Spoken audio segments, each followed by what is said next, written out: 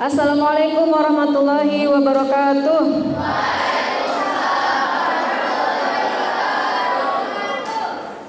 Innal hamdalillah nahmadu wa nasta'inuhu wa nastaghfiruh wa na'udzu billahi min shururi anfusina wa min sayyiati a'malina. Asyhadu an la ilaha illallah wa asyhadu anna Muhammadan abduhu wa rasuluh. Allahumma shalli ala sayyidina Muhammad wa ala ali sayyidina Muhammad. Rabbi shrah li sadri wa yassir li amri wa hlul 'uqdatam min lisani yafqahu qawli.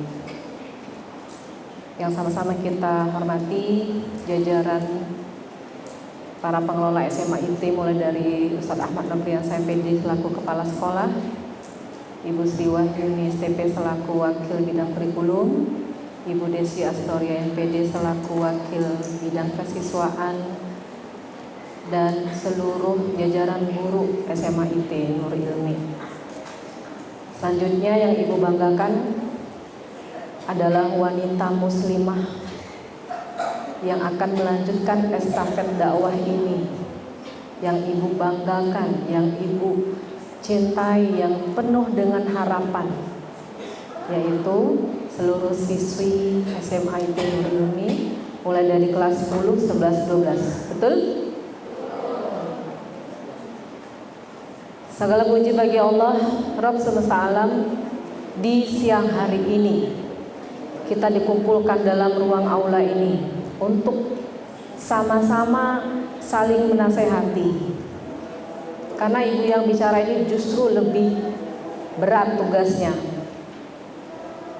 Karena apa? Jangan sampai kita termasuk golongan kabur maqtan indallah antaqulu ma la taf'alun.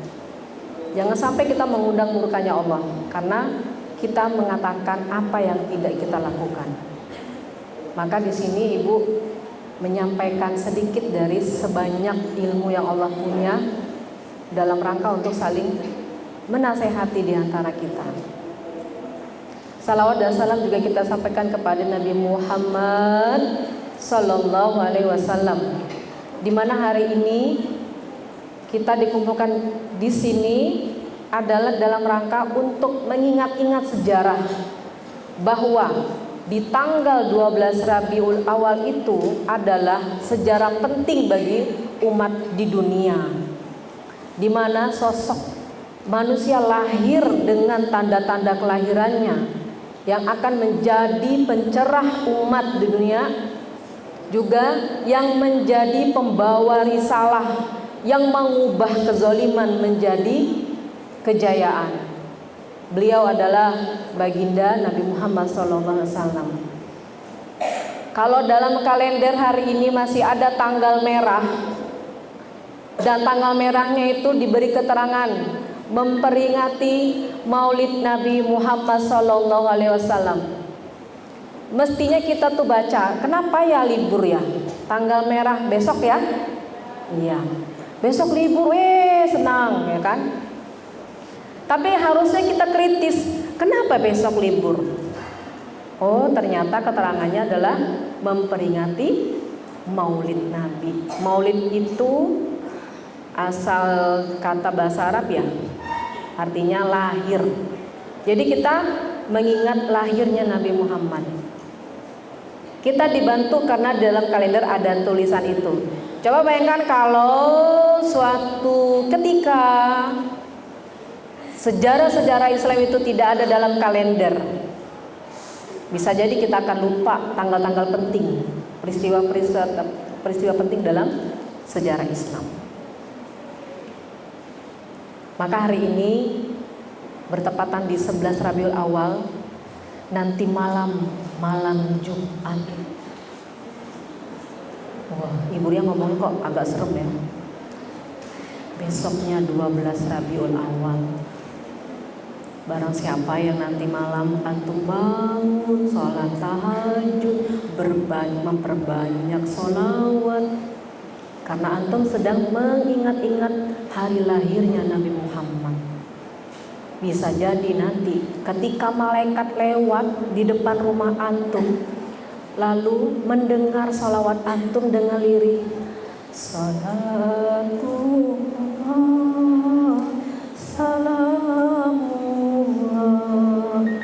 atas sajadah sambil menangis mengingat bagaimana perjuangan Nabi dulu membawa risalah yang penuh dengan cobaan ini sampai hari ini kita bisa menikmatinya. Tahu-tahu malaikat lewat gitu kan. Ada seorang muslimah sedang bersolawat, diangkat solawatnya ke langit. Disampaikan salawat itu, salam itu disampaikan kepada, wahai Muhammad, lihatlah umatmu sedang berselawat kepadamu. Wah, bisa jadi nanti itu menjadi syafaat antum kelak di yaumul akhir. Jangan nanti malam, karena malam Jumat besoknya libur, jadi malam harinya antum puas-puasin dengan kegiatan-kegiatan yang kurang jelas sehingga antum bangunnya susah, lewat tahajudnya. Momennya terlewati. Sayang kan? Ya. Nah, Ibu diberikan tema, lalu Ibu coba kemas tema itu dengan seapik mungkin. Maka judulnya inilah yang mau kita pelajari sama-sama. Coba, yang di belakang terbaca tidak? Terbaca ya, bukan terlihat saja ya. Oke, coba dibaca sama-sama.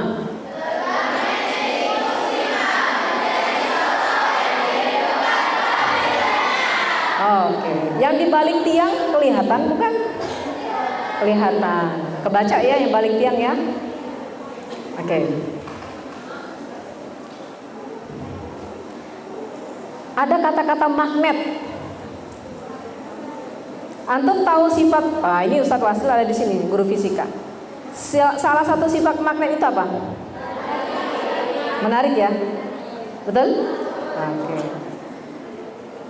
Jadi kita mau jadi wanita muslimah yang punya magnet. Menariknya itu bukan karena cantik.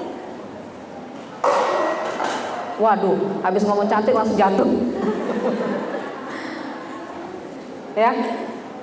Tapi kita mau jadi muslimah yang sosok kita itu ditunggu-tunggu kehadirannya. Jadinya magnet. Nah, sebelum kita bahas ini, Ibu mengambil inspirasi dari Nabi Muhammad. Nabi Muhammad itu magnet loh. Apa coba buktinya? Udah lama kan Nabi Muhammad meninggal? Betul gak? Betul? Udah lama banget kan? Iya. Tapi kenapa ya sampai detik ini masih aja ada orang yang masuk Islam? Berarti magnetnya masih ada ya? Masih. Walaupun sosoknya itu sudah tidak ada, tapi magnetnya masih, gaya magnetnya itu masih ada, masih berpengaruh. Sehingga masih banyak orang-orang yang masuk Islam. Nah, kita sebagai umatnya berusaha mencontoh, meneladani sosok Rasulullah supaya kita tuh jadi muslimah yang punya magnet dalam diri kita. Ya, oke, bisa dilanjutkan? Oke, nah ini antum mulai kebaca nggak yang paling belakang? Nah mulai agak berdiri ya, Ibu bacakan nih. Coba sebutkan satu orang yang kehadirannya selalu antum rindukan.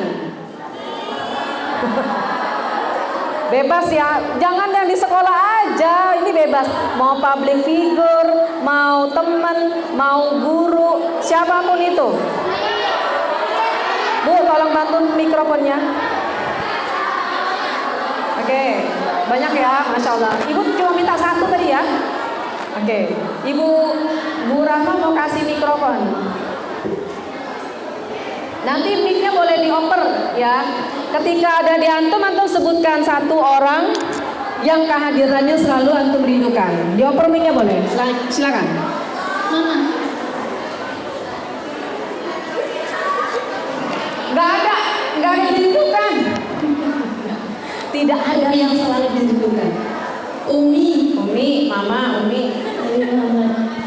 Mama juga. Rasulullah. Masya Allah.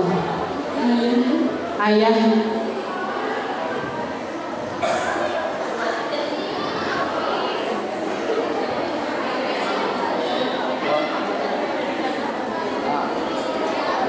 Orang tua anak.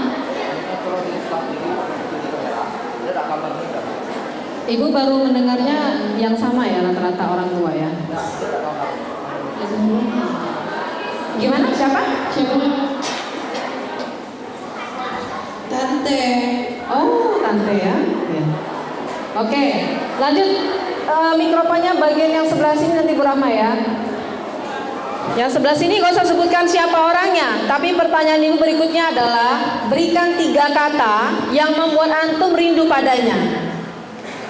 Berikan 3 kata yang membuat antum rindu kehadirannya. Silakan Bu Rahma.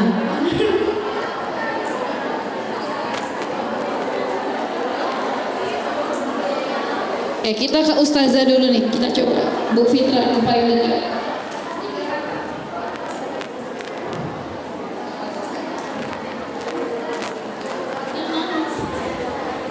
Terharu ya Bu Fitra ya, Kak.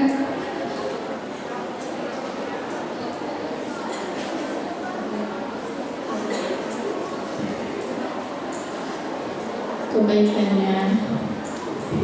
1, 2.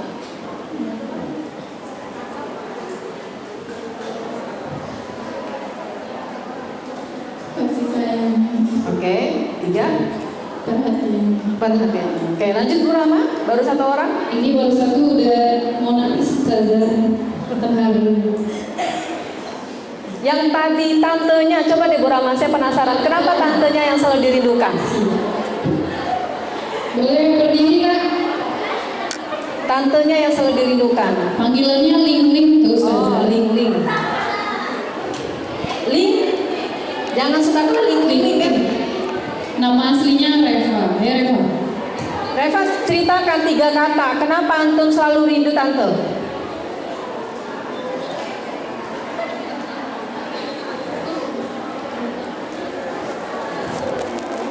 Gak bisa diungkapkan dengan kata-kata. Bisa, bisa. Kasih aja mikrofonnya Bu Rahma, biar dia bicara. Gak apa-apa nangis. Cuma Ustaz Wasri laki-laki di sini kayaknya. Yang paling ganteng. Kalau Ustaz Wasri pakai jilbab gak jadi laki-laki.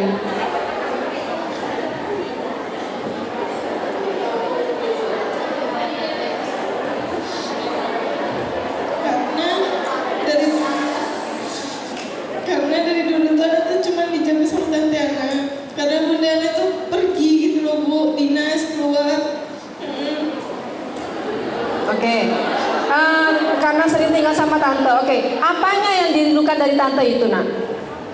Masaknya Bu, Apa? Masakannya. Iya. Perhatiannya. Terus perhatiannya sama kebaikannya. sama kebaikannya. Terakhir, yang ketiga masakannya. Oke. Syukran Reva. Masya Allah. Terakhir bagian sayap belakang deh kayaknya Bu Rahma. Minta tolong. Izin. Yang dapat mikrofon nggak boleh nolak ya.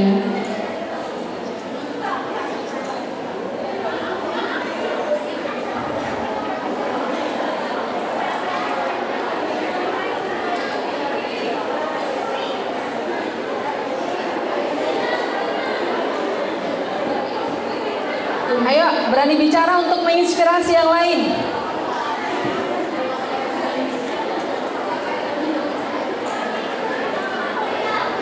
Cik.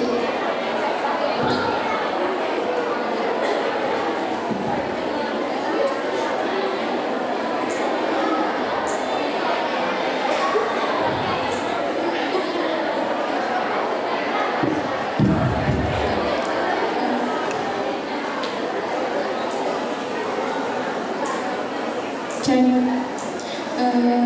Umi. Alasannya karena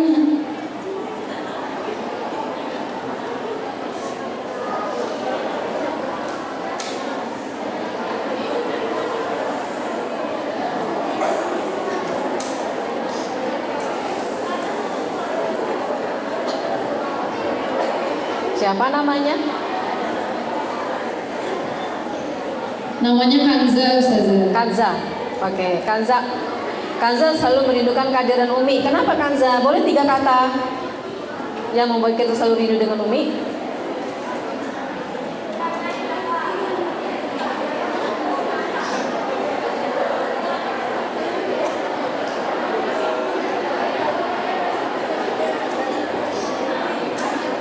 Gak bisa berkata-kata, Ustazah udah nangis duluan.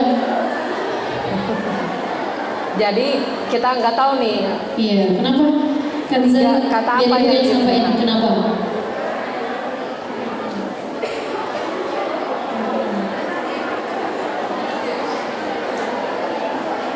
Oke, saya sudah menangkap sinyal dari Kanza tadi, sehingga susah untuk diucapkan ya, begitu ya Kanza ya. Baik. Nah, perhatikan semuanya.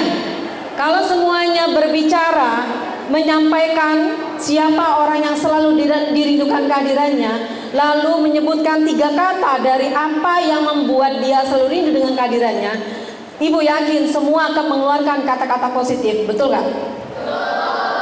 Dari 3 orang yang menyampaikan tadi, kita semuanya mendengar bahwa yang membuat kita rindu padanya adalah sisi positif yang ada pada diri orang itu. Nah, itu yang mau kita bahas kali ini, ya. Next. Oke. Ada 3 sifat magnetiknya Rasulullah. Ini yang nanti kita coba teladani supaya kita jadi wanita muslimah yang punya magnet. Yang pertama, sifat magnet Rasulullah itu adalah siddiq. Yang kedua, rahmah. Dan yang ketiga, sifat fatonah. 3 sifat ini menjadi daya tariknya orang-orang terhadap Rasulullah. Kita akan bahas sama-sama. Next. Yang pertama dulu kita bahas ya, siddiq, sifat siddiq. Kita tahu bersama bahwa siddiq itu jujur dan autentik.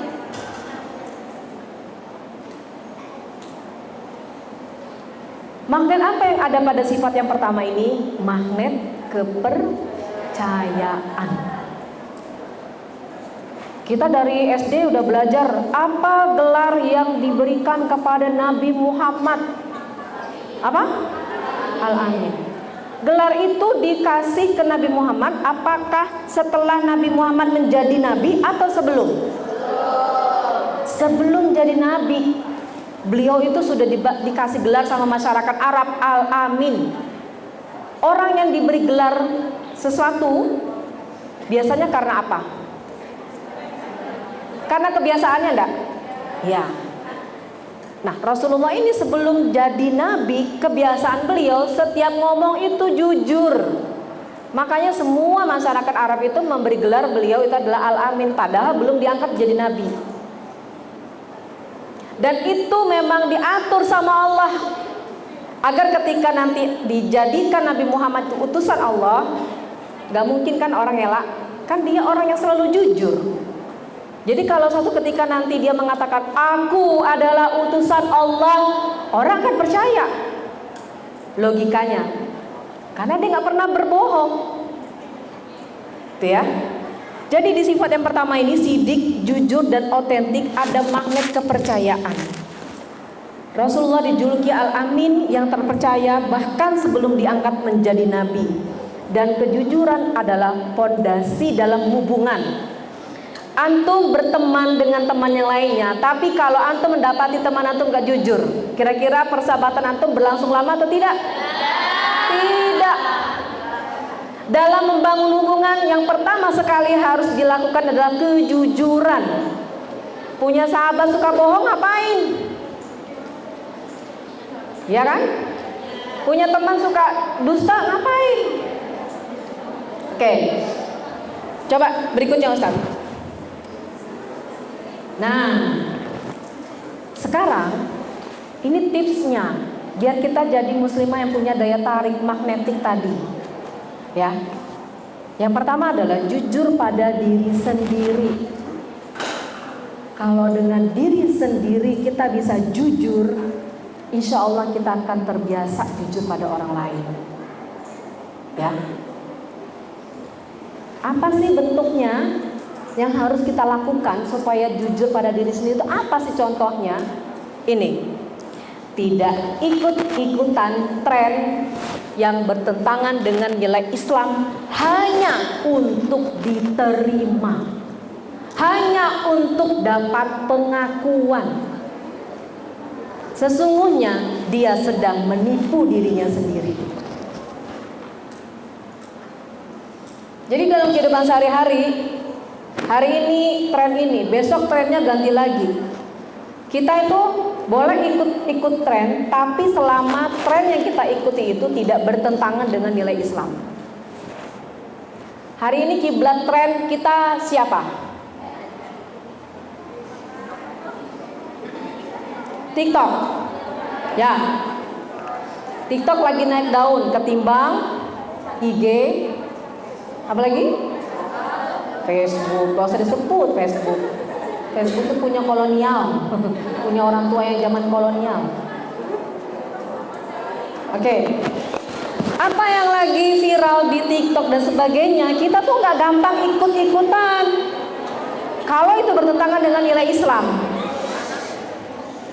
pasti rame ngomongin apa yang ada di TikTok kan? Iya, karena barusan kita ngomong TikTok kan? Ya. Contohnya apa? Banyak anak-anak yang kalau sekolah dia pakai jilbab, tapi kalau dia sudah keluar bahkan masih pakai seragam, jilbabnya sudah jadi selendang di leher. Kita sering kan mendapati itu, ya. Semoga tuh gak ada di dunia. Amin. Kita pakai jilbabnya, percaya diri dengan jilbab itu karena identitas kita. Pembeda antara wanita muslim dengan wanita kafir. Wih, sadis banget Bu. Lah iya. Terus apa dong yang membedakan? Kalau antum perempuan tapi antum muslimah, kalau antum gak pakai jilbab, apa yang bisa membedakan? Gak usah lihat KTP-nya, gak usah lihat pernak-pernik yang ada di lehernya, cincin dan sebagainya. Bisa gak antum bedakan dia perempuan muslimah atau enggak? Hah? Bisa. Kalau bisa, ibu mau tanya, bagaimana tipsnya? Oh, kalau perempuan muslimah itu, Bu, wajahnya cerah, Yunian. Karena sholat dan wudhunya, Yunian. Belum tentu. Coba lihat wanita, mohon maaf, wanita di Papua, muslimah, pakai jilbab, nggak cerah wajahnya. Sekarang pertanyaan ibu, bisa nggak kita membedakan kalau dia yang mana sama-sama nggak pakai jilbab, yang mana wanita muslimah, yang mana bukan wanita muslimah? Susah ya, susah. Oh tahu Bu, tengok nanti waktu azan Bu, dia sholat apa tidak? Belum tentu. Banyak kok yang muslimah waktu sholat santai baik, tidak langsung ngambil wudhu. Ya kan? Jadi identitas pertama itu terlihat dari hal fisik saja. Kita menggunakan jilbab, identitas. Saya tuh muslimah dan saya percaya diri dengan jilbab saya. Bukan karena tren hari ini orang-orang lagi pada pakai jilbab, saya ikut, enggak. Gitu ya. Jujur pada diri sendiri. Boleh ikutan tren, tapi selama yang kita ikuti tidak bertentangan dengan nilai Islam, itulah jujur pada diri sendiri. Sesungguhnya fitrah waktu kita lahir, ya, fitrah kita itu senang dengan kebaikan. Itu fitrahnya, tidak bisa dibohongi. Seorang anak perempuan fitrahnya rasa ibadah lebih tinggi. Walaupun mungkin tidak diekspresikan, tapi hatinya tidak bisa dibohongi. Ketika antum melihat di jalan misalnya ada, sekarang udah banyak kan di simpang lampu merah, anak-anak jualan tisu, ya kan? Kepanasan dia jualan koran dan sebagainya. Ada rasa iba kan di hati? Ya, itu fitrahnya kita. Fitrah pada kebaikan. Nah, makanya kita jangan melanggar fitrah kita. Fitrah kita itu mengikuti yang baik-baik. Jadi jujur pada diri sendiri seperti itu. Ya, itu langkah yang pertama. Yang kedua, ustadznya lagi jalan. Siapa yang mau pencet?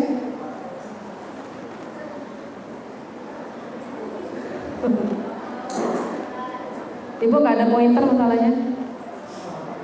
Nah, kakak duduk sana boleh. Yang kedua, jujur dalam perkataan. Ya, jujur dalam perkataan. Tidak menyontek, tidak gosip atau gibah, tidak berbohong untuk alasan yang kecil sekalipun. Jujur dalam perkataan. Ketika dalam keseharian kita suka kalau ngumpul-ngumpul tuh ujung-ujungnya nanti apa? Ngomongi orang. Ujung-ujungnya jadi gibah. Dibukalah majelis gibah. Ya. Kalau gibah sudah menggibah, itu terkadang kita bisa terjebak pada hal berlebihan. Lalu jadinya nanti arahnya kemana? Fitnah. Tidak ada pada diri seseorang, kita sampaikan begitu, begini. Akhirnya kita tidak jujur. Akhirnya kita jadi orang yang bohong. Terus apa lagi?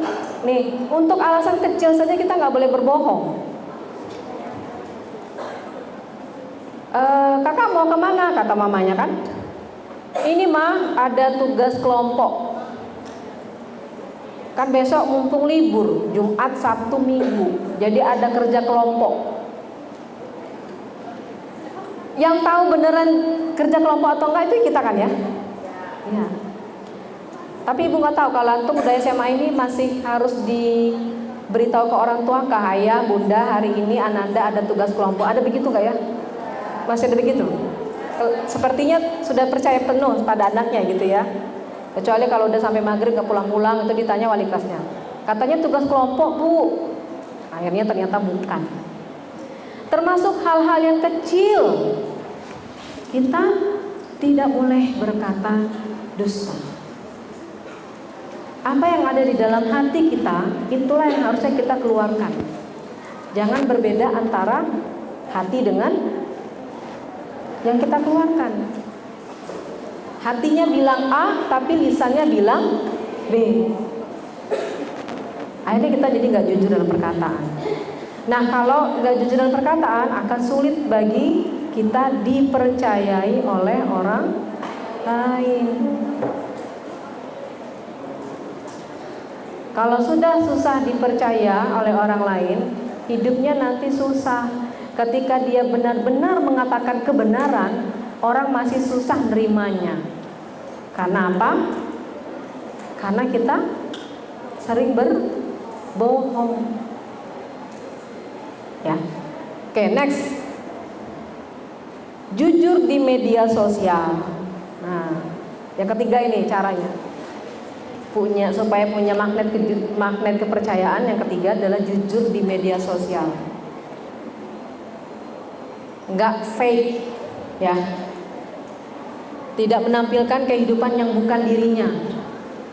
Aslinya dia begini, tapi di media sosial begitu. Enggak sama dengan kehidupan aslinya. Itu istilahnya fake, betul ya? Di media sosial ternyata harus jujur juga, iya, karena orang melihatnya. Apa yang antum tampilkan di media sosial itu yang orang lihat. Nah, akhirnya karena orang yang mengenal antum dan mengikuti medsos antum, tahu tentang antum, kehidupan antum yang sebenarnya, maka antum nggak dipercaya. Bohong semua tuh dia yang di media sosial, nggak begitu kehidupan dia itu sebenarnya. Ya. Maka jadilah antum itu influencer kebaikan yang memberikan pengaruh baik orang-orang di media sosial. Apakah di sini sudah punya akun semua ya? Akun medsos apalah namanya, TikTok kayak apa? Semua ada ya? Ada kan? Yang nggak ada siapa coba? Coba raise your hand yang nggak ada. Yang nggak ada satupun akun medsos. Ada nggak nih? Jujur nih ya, jujur. Dalam perkataan, jujur dengan diri sendiri. Siapa? Itu ada yang paling belakang ya? Beneran atau enggak nih? Ibu beneran nanya nih? Siapa? Masih ada ya yang nggak punya akun? Mana orangnya kalau bilang masih? Antum yang ngomong masih berarti antum nggak punya. Nah terus siapa yang nggak punya? Malu bu, nanti dibilang apa? Ya, ibu bicara pada umumnya, anak-anak di usia antum ini semua rata-rata punya akun medsos, ya. Maka siapa yang paling banyak follower di akunnya, hati-hati. Mengapa? Karena bisa jadi apa yang antum posting menginspirasi mereka. Kalau yang antum posting inspirasi baik, maka antum dapat kebaikannya. Tapi kalau kebalikannya, nah ini kejadian. Ibu mengkonseling, ibu nerima konseling anak remaja. Dia usia SMP. Di tangannya banyak barcode.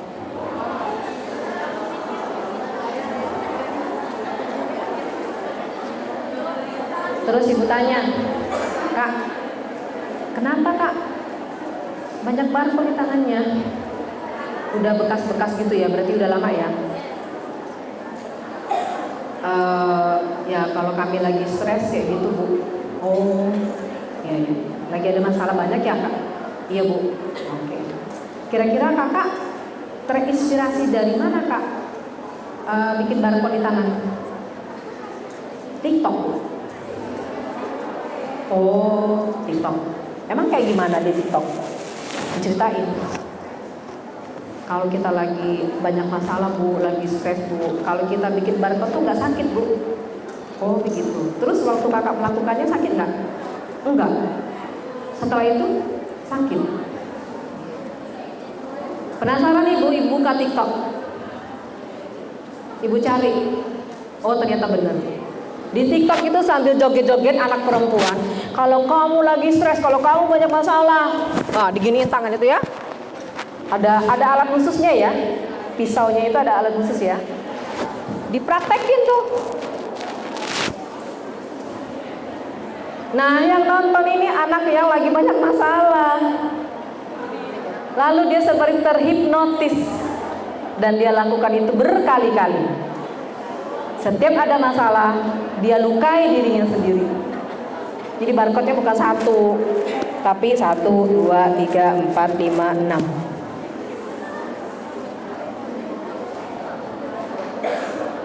Nah, pertanyaannya, si pembuat video itu lalu banyak yang ikut, kira-kira dia dapat apa? Dapat apa? Beda, ada yang dapat royalti katanya tadi. Dapat apa?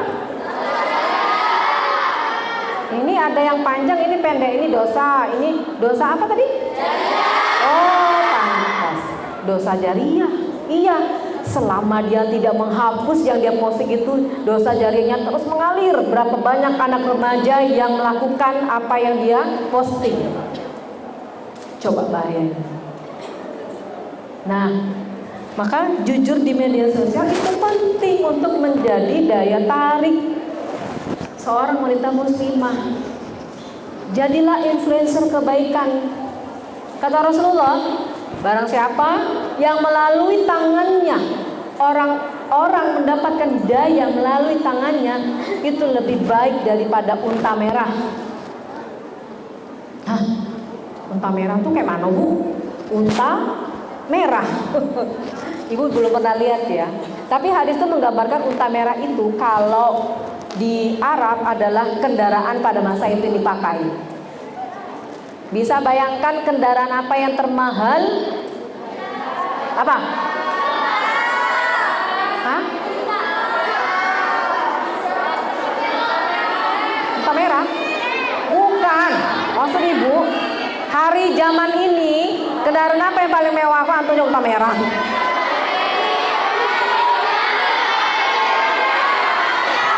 Bu, mana sih mikrofon tadi? biar bisa lebih jelas. Nah ini ketahuan ini siapa yang ngikutin apa namanya jet pribadi. Apa kak?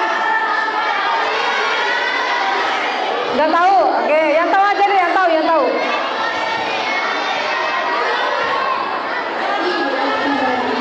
Ferrari, jet pribadi.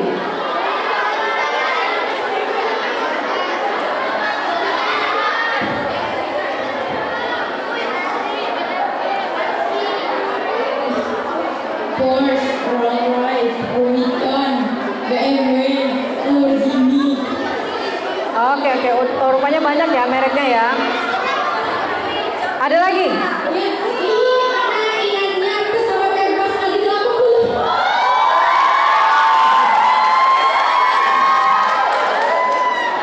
Oke. Menurut sudut pandang dan versi kalian, oh menurut kami jet pribadi bu, oh menurut kami Lamborghini bu, oh menurut kami unicorn dan seterusnya. Begitulah unta merah harganya termahal. Hah? Kok bisa bu? Lebih baik daripada yang mahal itu? Ya, karena satu orang mendapatkan hidayah, dia menjadi orang baik. Mengurangi orang yang jahat gak? Ya. Dan itu lebih baik. Orang yang baik itu lebih baik kehadirannya daripada ada kendaraan termahal tadi. Jadi akun medsosnya bukan untuk saling hujat menghujat. Akun medsosnya bukan dipakai untuk cerita pribadi yang mengumbar aib orang lain, apalagi. Itu ya. Oke, coba Bu, masih ada lagi nggak? Oke, kita ulangi. Yang bisa kita lakukan supaya kita punya sifat magnet sidik tadi yang pertama, jujur pada diri sendiri. Yang kedua, jujur dalam perkataan. Yang ketiga, jujur dalam media sosial. Oke. Apa yang bisa kita refleksikan untuk diri kita? Jika kita jujur, orang akan trust pada kita. Orang akan percaya pada kita. Dan kepercayaan adalah alasan utama mengapa orang merindukan kehadiran dan nasihat kita. Ya, dengarkan kata-katanya. Kepercayaan adalah alasan utama mengapa orang merindukan kehadiran dan nasihat kita. Karena kita selalu berkata jujur. Tidak buat-buat, apa adanya, nature, enggak dipalsukan, begitulah adanya. Nah orang seperti itu orang yang dirindukan kehadirannya. Ya, itu magnet pertama. Next, yang berikutnya, sifat magnet Rasulullah adalah rahmah.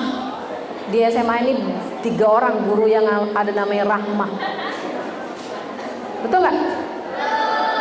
Ada ibu siapa aja? Siti Rahmawati. Ibu Rahmawati. Siti Rahma. Nah ibu agak susah membedakan 3 orang ini. Hah? PKI? Oh PHI. PHI yang mana? Siti Rahmawati. Iya. Baik, yang kedua, orang sifat rahmah artinya penuh kasih dan empati. Magnetnya magnet ketenangan. Ah, coba. Ibu-ibu yang 3 rahmah tadi itu orangnya tenang enggak? Masya Allah. Kalau ada sifat rahmah dalam diri kita, maka kita punya magnet ketenangan. Aku pengen deket sama dia bela, ngapo lebih tenang kalau dengan dia. Ya. Rasulullah diutus ke muka bumi ini sebagai rahmatan lil alamin, rahmah di situ untuk seluruh alam. Beliau adalah sosok yang lembut, penyayang dan peka dengan perasaan orang lain.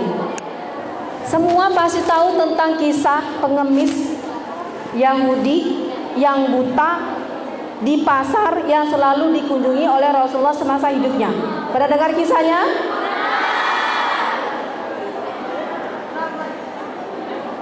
Ibu ceritakan singkat. Ketika Rasulullah sudah tidak ada, Abu Bakar As-Siddiq, sahabatnya Rasulullah, bertanya kepada Aisyah, apalagi yang biasa dilakukan oleh Rasulullah? Maka istri Rasulullah mengatakan, beliau biasanya di pagi hari pergi ke pasar dan mengunjungi seorang pengemis tua yang buta di sana. Maka dilakukan oleh Abu Bakar As-Siddiq, pergilah ke pasar dan mencari mana sih orang pengemis di pasar ini yang buta katanya. Maka ketika dia bertemu dengan pengemis itu, Abu Bakar memberikan makan. Dari segi memberi makan saja seninya udah beda. Karena apa? Kelembutan Rasulullah yang tidak bisa ditiru oleh Abu Bakar. Dari seni kelembutan itulah si pengemis mengatakan, engkau bukan orang yang biasanya datang kepadaku. Abu Bakar langsung terkejut. Kenapa? Orang yang biasa datang kepadaku itu, katanya, dia selalu bertanya tentang kabarku, tentang keadaanku, dan dia menyuapi makanan dengan penuh kelembutan. Abu Bakar menangis. Kenapa kok bisa Nabi Muhammad selembut itu pada seorang pengemis, yang pengemis itu ketika disuap makannya itu sambil ngomong, dasar Muhammad, makin keterlaluan dia, memang penyihir.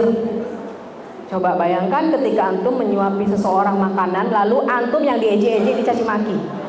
Kira-kira antum masih bisa nggak ngasih makannya itu dengan lembut? Enggak, pasti. Gitu kan? Tapi tidak pada diri Rasulullah, karena Rasulullah itu punya sifat rahmah tadi, lembut dan berkasih sayang. Ya, tetap lembut. Abu Bakar ketika sedang menyuapi makan itu, lalu si pengemis menghujat, mencaci maki sahabatnya. Ini sahabat ya, bukan dirinya ya. Abu Bakar langsung agak keras menyuapi makanannya. Baru di sana laki-laki itu bilang, engkau bukan orang yang biasa menyuapiku. Nah, ketika itu si pengemis bertanya, siapakah kamu? Lalu Abu Bakar berkata, apa jawabannya? Orang yang biasa datang kepadamu sekarang sudah tidak ada lagi. Dia sudah meninggal. Nangis tuh pengemis. Terus dia bilang, aku tidak pernah bertanya tentang namanya siapa, bagaimana kabarnya kalau dia kesini. Tapi dia terus yang bertanya tentang keadaanku, kondisiku, keluargaku. Siapakah dia sebenarnya? Maka Abu Bakar menjawab, Nabi Muhammad. Begitu dia mendengar Nabi Muhammad yang dicaci maki selama itu, langsung nangis dan dia mengucapkan 2 kalimat syahadat. Coba lihat, apakah dia masuk Islamnya ketika Nabi Muhammad ada? Tidak, tapi justru ketika Rasulullah meninggal baru dia dapat hidayah. Gitu ya. Nah, maka ini yang perlu kita teladani. Rasulullah sebagai rahmatan lil alamin, beliau lembut, penyayang dan peka terhadap perasaan orang lain. Terhadap perasaan orang lain, walaupun beliau seorang laki-laki yang katanya laki-laki kurang peka, yang katanya laki-laki kurang peduli dengan perasaan orang lain. Oh, jawabnya ya langsung. Ya. Tapi Rasulullah tidak begitu. Pernahkah antum dengar kisah ketika beliau sedang menjadi imam sholat, ada jamaahnya seorang ibu-ibu membawa bayi. Ini sholat berjamaah. Tapi ketika Rasulullah mendengar tangisan bayi itu, Rasulullah langsung mempersingkat bacaan sholatnya. Kira-kira kenapa? Hah? Karena mendengar suara bayi nangis. Kenapa coba? Nah, ini mikrofonnya mana? Dioper aja mikrofonnya. Gimana nak? Biar ibunya cepat selesai sholat juga. Berarti berarti Rasulullah itu peka dengan perasaan ibunya nggak? Oh, nanti ibunya nih jadi nggak khusyuk sholatnya, pingin cepat selesai sholatnya karena anaknya sudah nangis-nangis. Padahal sedang sholat pun Rasulullah menunjukkan sikap lembutnya. Bukan malah sebaliknya, kedengar anak nangis malah makin panjang ayat yang dibaca supaya diam katanya. Ya enggak, begitu ya. Ini yang tadi. Nah, sekarang kita mau coba aplikasi untuk diri kita apa? Agar kita punya sifat rahmah dalam diri kita. 1. Empati bukan iri. Ini ya. Untuk menumbuhkan sifat rahmah dalam diri kita, empatilah bukan iri, mensupport teman yang lolos kampus impian. Misalnya ya, yang kelas 12 ya. Atau misalnya ketika ditanya nanti antum lulus mau kampus mana, disebutlah suatu kampus favorit. Sebagai teman, bukan malah nggak mungkin antum bisa ke sana. Tapi justru support. Anda doakan antum lolos di sana. Begitu. Nggak mungkin antum bisa lolos ke sana, dengan sambil bercanda. Ya. Kemudian yang kedua, jadi yang pertama apa? Empati bukan iri. Kalau nanti ada temannya yang dapat prestasi atau dia berhasil melakukan sesuatu, kita nggak boleh iri, karena iri yang dibolehkan Islam itu ada berapa? Ada 2. Coba sebutkan ke ibu apa aja. Mikrofonnya boleh dioper nak? Boleh dioper ke belakang benar. Ini jangan-jangan ada yang nggak tahu. Oh bu, Islam boleh kita iri ya bu? Boleh. Cuma 2 boleh irinya. Sisanya nggak boleh. Nah kita harus tahu yang mana yang dibolehkan dalam Islam yang 2 itu. Yang pertama apa kak? Mana yang di belakang tadi? Boleh disebutkan. Nama dan kelas berapa? Sepertinya Ibu Cici sudah siapkan door prize. Atau nilai PAI-nya ditambah. Yuk berdiri, sebutkan nama dan kelas berapa.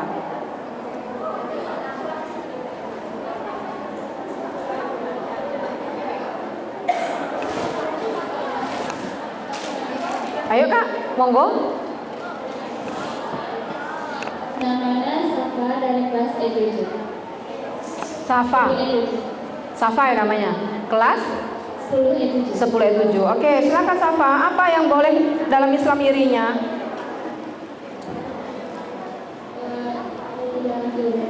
Hah? Ilmu.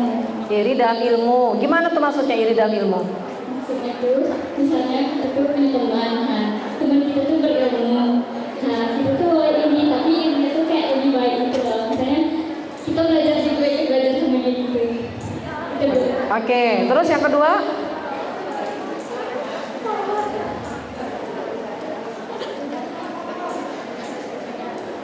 Safa, yang kedua apa? Iri boleh? Iri dalam ibadah itu. Apa? Iri dalam ibadah orang itu. Ibadah orang itu bu, ya gimana maksudnya? Iri itu karena ibadah orang ini baik. Misalnya dia punya harta yang banyak bu, terus dia infakkan orang yang membutuhkan bu. Give applause untuk Safa dan 10 Jadi kita boleh iri. 1, iri dengan orang yang berilmu dan dia mengajarkan ilmunya, bukan pelit ilmu. Pelit ilmu boleh pas ujian. Kalau latihan boleh nggak ngasih ilmunya? Boleh, ngajarin temannya.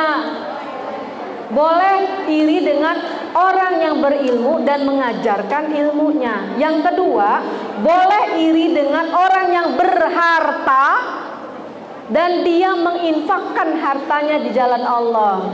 Jadi boleh nggak iri dengan orang yang mukanya cantik? Boleh nggak iri dengan teman yang ke sekolah pakai mobil? Enggak. Ma, besok kakak mau pakai mobil lah, Ma. Kenapa, Kak? Masa dia cuman anak gitu ya. Cuman anak ini pakai mobil, masa mama nggak bisa? Nah, itu irinya berarti karena apa? Lolos nggak dua kategori tadi? Tidak, nggak boleh tuh iri sama yang begituan. Ya. Yang kedua, menjadi pendengar yang baik. Nah, mau punya magnet rahmah, jadilah pendengar yang baik. Ketika ada teman yang lagi punya masalah, hei, yang punya masalah. Siapa yang punya masalah di sini? Coba tunjuk tangan yang punya masalah. Nggak ada ya? Beneran nih nggak ada? Cuma 1, 2, 3, 4, 5, 6, 7, 8, 9, 10. Cuma 10, 11. Gini ya, gini dong. Yang paling banyak sebelah sini yang punya masalah.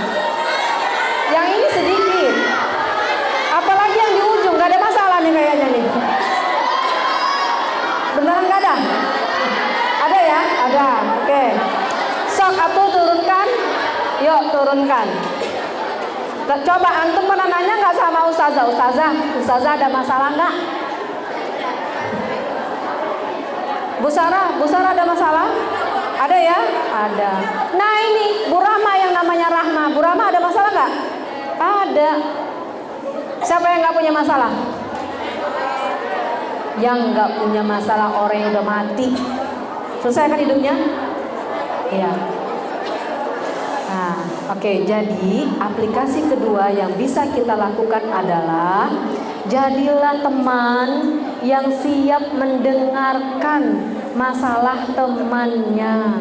Terkadang orang punya masalah tidak selalu butuh solusi. Dia hanya membutuhkan orang yang setia mendengarnya. Betul nggak? Coba kenapa masih banyak orang-orang yang curhatnya di medsos atas masalah hidupnya, mulai dari status WA-nya, story di IG-nya, atau mungkin di media yang lainnya. Karena di dunia nyata dia nggak punya tempat orang yang bisa mendengarkan dengan baik masalah hidupnya. Jadi dia ceritakan tuh di media maya yang abstrak, yang gak jelas siapa orang-orangnya saja. Karena di dunia nyata dia gak ketemu orang yang siap mendengarkan masalahnya. Nah teman-teman, ketika antum menjadi pendengar yang baik, kehadiran antum itu akan dirindukan oleh temannya. Iya, anak kangen sama dia. Hari ini dia gak masuk udah 3 hari. Kenapa? Pengen cerita. Kerinduannya itu karena dia mendengar masalah temannya itu dengan sepenuh hati. Gitu ya. Oke, yang ketiga, lemah lembut dalam bicara. Kalau dia nasehatin temannya, nasehatin dengan lemah lembut dan dengan adab yang baik, tidak menyakiti. Tapi kadang di antara kita malah suka ya ngomongnya itu belak-belakan ya. Suka nggak? Suka nggak antum kalau ngomongnya temennya ngomong ke antum dengan kasar? Woi, ibu nggak mau lanjutin. Sekarang banyak kan istilah begitu panggilannya. Ujung-ujungnya tuh ditambah dengan bahasa-bahasa aneh. Tidak. Semoga ya, nggak ada ya. Tapi kalau di luar sana, bahkan ibu dengar langsung orangnya ada gitu ya. Kalau kita bertemu dengan siapapun gitu, Itu ujung-ujungnya pakai bahasa-bahasa begitu. Maka orang yang rahmah tadi, yang dirindukan kehadirannya, kalau dia bicara, bicaranya dengan lemah lembut. Lemah lembut itu bukan dengan iya, ada apa? Anak kemarin masuk. Itu lemah lembut ya? Itu namanya perlahan-lahan ya. Kalau lemah lembut itu dia tidak mendayu, biasa saja, tapi juga tidak naik nadanya. Ya, tapi juga tidak flat. Dengan lemah lembut. Kalau kita ketemu orang yang kalau ngomongnya lemah lembut, suka nggak? Telinga kita tuh enak dengarnya. Tapi kalau fitrahnya manusia itu kan dia senangnya dengan yang baik-baik.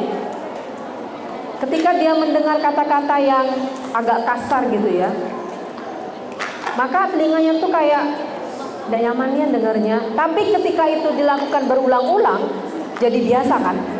Iya. Dan khawatirnya nanti tertular, dia pun juga begitu. Dan banyak di antara kita mudah tertular sesuatu yang tidak baik. Oke.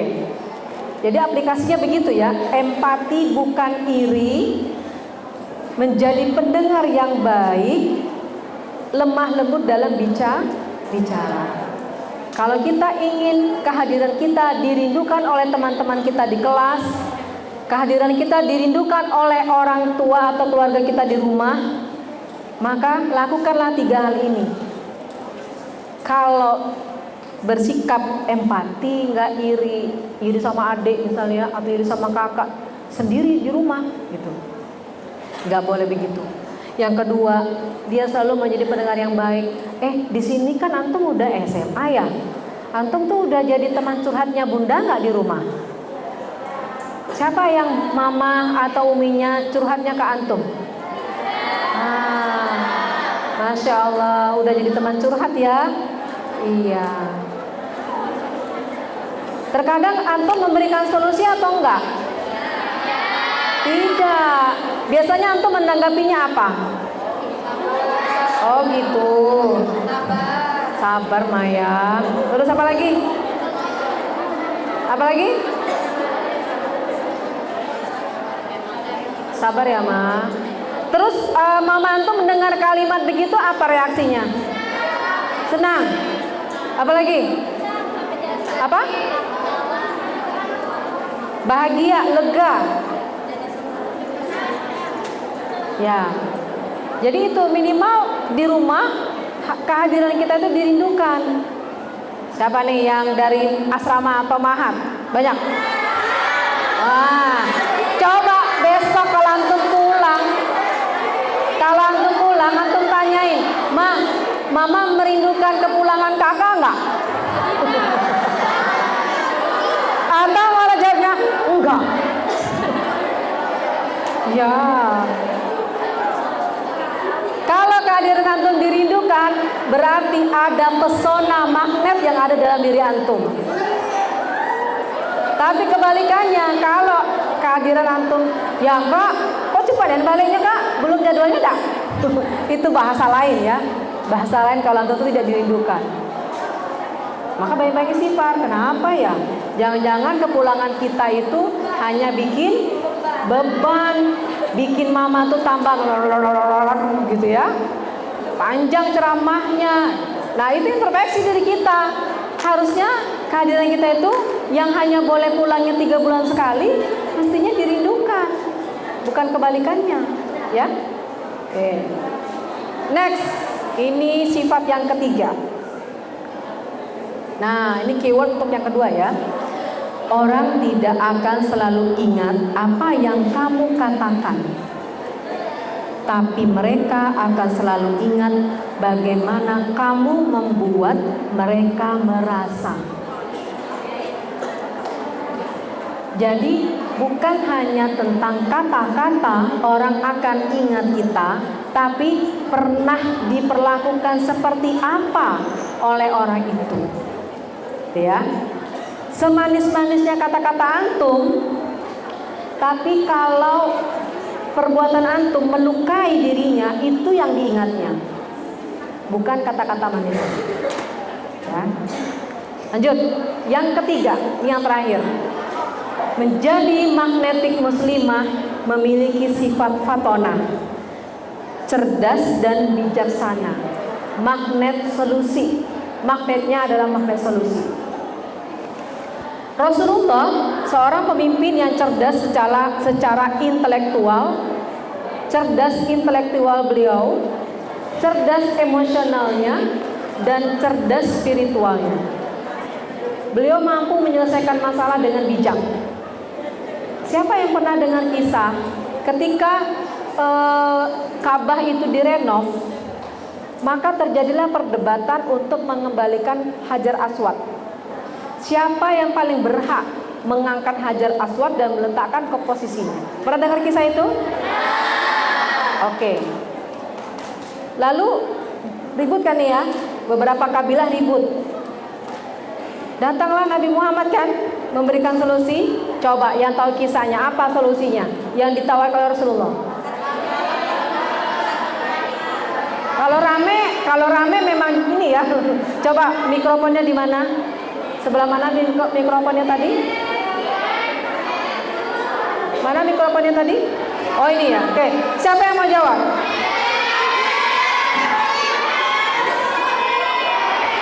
Siapa yang mau jawab? Berdiri yang mau jawab. Nah ini nih. Antum berdiri tadi. Antum mau jawab berdiri. Yang mau jawab berdiri. Berdiri yang mau jawab. Oh ini udah. Oke. Sebut nama dan kelas. Ana ini Rosda dari kelas 11 L6. Oke.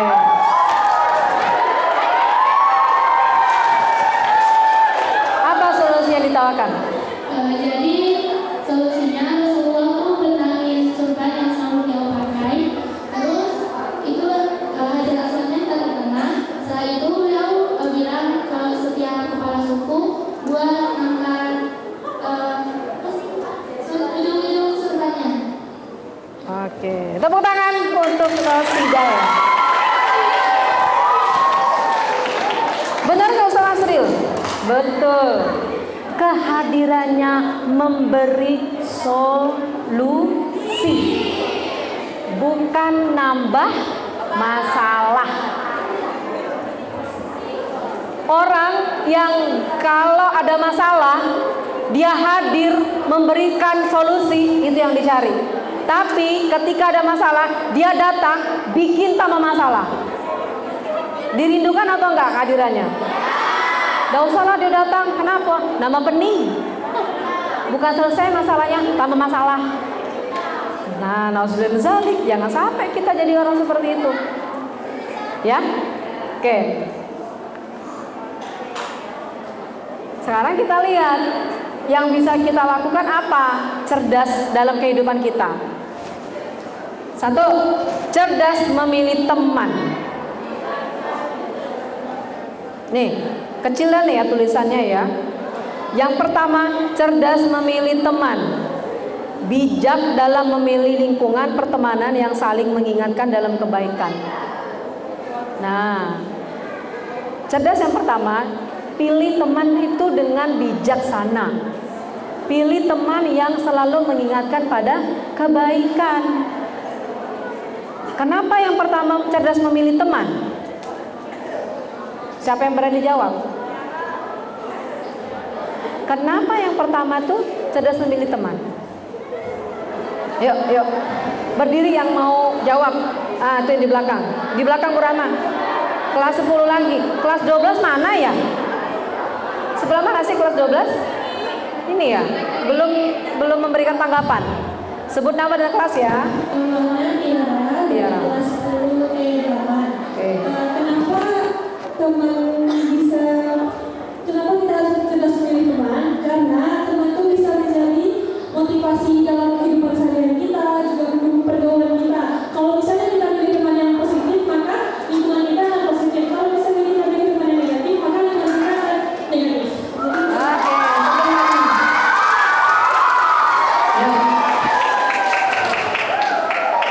Nah, Beda cerdas dengan cerdik.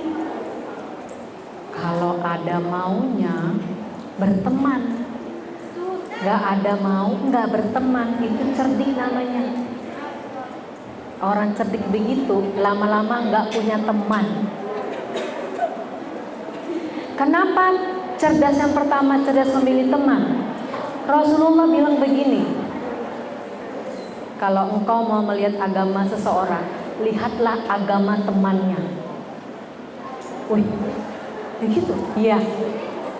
Rasulullah bilang, kalau engkau mau melihat agama seseorang, lihatlah agama temannya.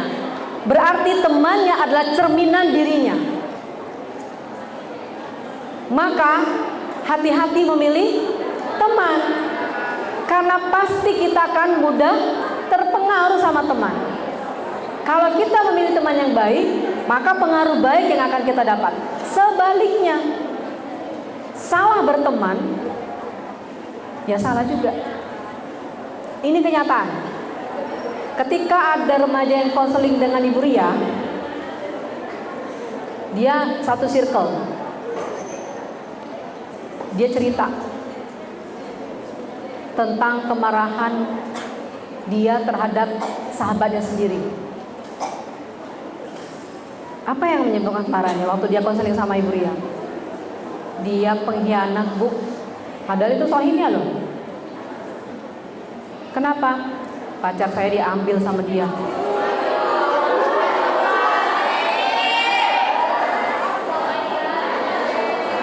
Langsung rame.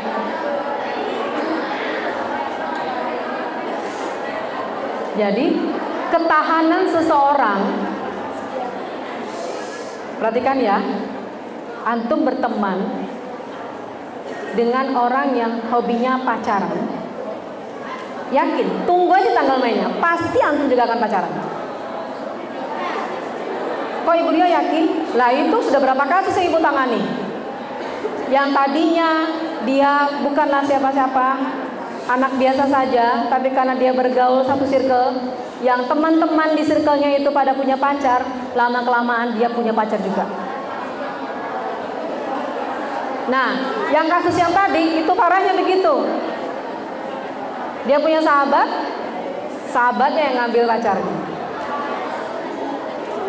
Bener nggak tuh? Bener nggak tuh?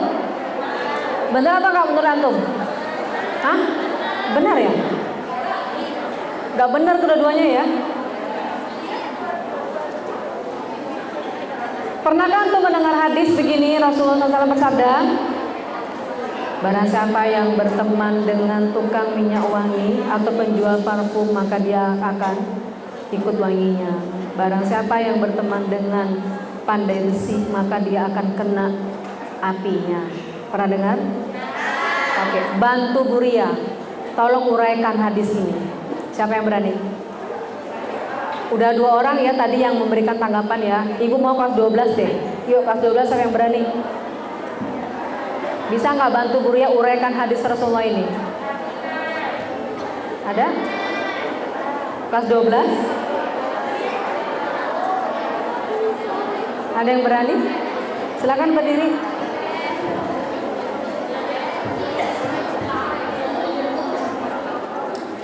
Dengan bahasa sendiri nggak apa-apa.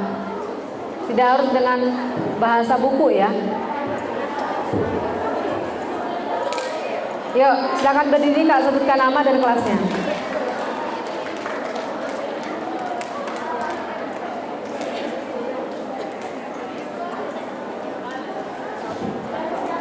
Silakan uraikan dengan bahasa sendiri aja, nggak apa-apa.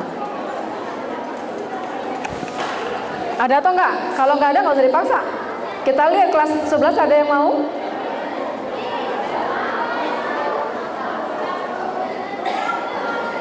Mau? Oke, yuk berdiri. Sebut nama dan kelas ya. Kembali perkenalkan, nama saya Aida. Kembali saya dari kelas 12F7. Olive, silakan Olive. Oke, izin menjawab Ibu. Jadi maksud dari yang berkawan parfum dan kepada tukang besi itu, kalau misalnya kita berteman dengan parfum, kita kepercikan dengan walinya, kebajikan dengan walinya. Jadi kita juga ikut wali, kita harum, kita positif. Kalau misalkan kita berteman dengan tukang besi, itu kita bakal terkena juga sama aromnya gitu. Oke, tepuk tangan untuk Alif. Baik, Ibu persingkat ya, karena sudah panggilan azan, berarti kita waktunya sholat. Pernah nggak antum berteman yang berkasus teman antum tapi antum dibawa-bawa? Nah, itu berteman dengan pandai besi, dia buat kesalahan, antum ditarik-tarik. Kebalikannya, ketika teman antum berprestasi dan sebagainya, ya, antum juga ikut bahagia, ikut-ikutan wanginya. Siapa dulu dong kawannya, gitu kan? Ya. Yang kedua, cerdas mengelola waktu.